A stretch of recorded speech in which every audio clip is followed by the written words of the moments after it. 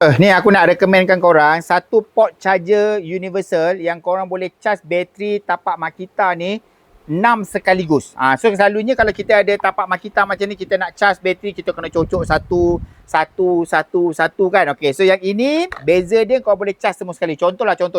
So ini ada 2 biji bateri kan. Korang nak charge, dah tak perlu lagi dah cocok satu saja. Kau letakkan saja dekat dia punya port dia macam ni. Okay, letakkan saja dekat port macam ni. Letakkan saja port macam ni. Kalau kau ada 4 ke, kau ada 3 ke, ada 6 ke, kau boleh masuk semua sekali macam ni. Lepas tu ini adalah dia punya adapter charger dia. Okay, ini adalah dia punya charger dia. So jadinya pasang dekat sini. Okay, pasang dekat sini. Yang ini terus pasang dekat kepala plug. So dia boleh charge terus 6 set terus sekaligus. Itu yang pertama. Yang kedua, tapak ni dia punya best dia. Okay, cuma aku tak recommend lah. Yang ini aku tak recommend dan aku tak berapa setuju sangat. Tapi bolehlah kalau korang nak pakai. So macam ni.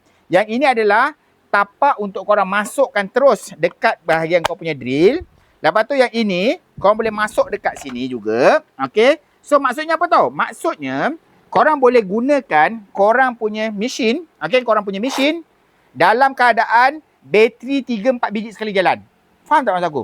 Faham tak? Faham lah kan? So maksudnya tak adalah habis satu nak kena tukar, habis satu nak kena tukar. Cuma tak baiknya, okay, kalau korang gunakan bateri terlampau banyak, takut kita tak perasan motor dah panas. Itu yang tak bagusnya. Motor dah panas, kau lanyak lagi, takut nanti mesin pula rosak. So yang tu aku tak cadangkan sangat. Yang aku sangat-sangat recommend adalah tapak charger ni. Okay, kau jadikan ni sebagai tapak charger saja. So pasang dia punya charger dia kat sini.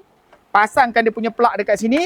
Korang boleh charge 6 biji bateri sekaligus. Baik tak? Baik kan? So yang ni kalau korang nak, korang boleh tengok dekat dalam beg kuning. Aku letakkan charger 6 dalam satu one set. Sangat-sangat recommend. So yang ni aku letak dalam beg kuning. Siapa nak boleh tengok dalam beg kuning aku. Okay? Assalamualaikum.